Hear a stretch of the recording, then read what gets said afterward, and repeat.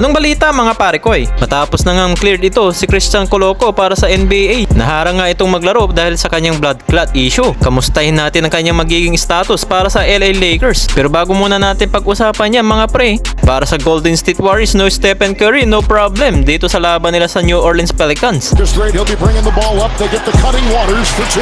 Hindi nga nakapaglaro si Stephen Curry sa laban na ito, pero tila nga nagbabalik ang stricken number na si Coach Steve Kerr sa panalo nila sa New Orleans Pelicans kanina dahil yan sa kanyang mga magic bonus ng mga players.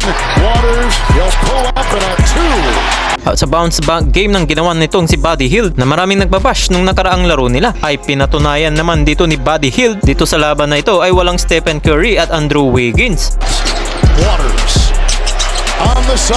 At si Jonathan Kuminga ay pinaglaro dito ni Coach Steve Kerr on the bench. Panalo ang Warriors sa final score ng 124-106 sa kanilang ikatlong panalo sa 4 na laro. Bounce back game naman itong si Splash Buddy dahil maraming bumatikos dahil hindi maganda yung nilaro niya nung nakaraan. Pero dito siya yung nanguna sa Warriors with 28 points. Gumawa ito ng 7 3-pointers. At 19 points ang ginawa niya sa fourth quarter lang. Halos magkakasunod na score yun. At ang bumakap naman sa kanya ay ang hindi inaasahan ay itong si Lindy Waters III. Kung maaalala nyo, tumira ito ng buzzer beater nung preseason. Meron itong 21 points, 8 rebounds, and 4 assists itong ginawa itong batang ito. Kaya blessed in disguise itong Warriors ngayon. Kaya kahit na minsan ay merong injury itong mga Warriors ngayon, ay meron naman nag-step up.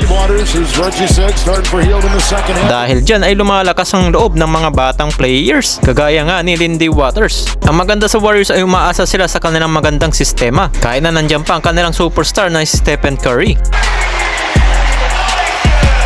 Sabi nga dito sa post-interview ni Buddy Hield ng alas 11 ng gabi ay magkasama nga daw sila ni Brandon Podziemski para mag-practice ng kanilang mga tres para mahasa mula sa shooting perimeter.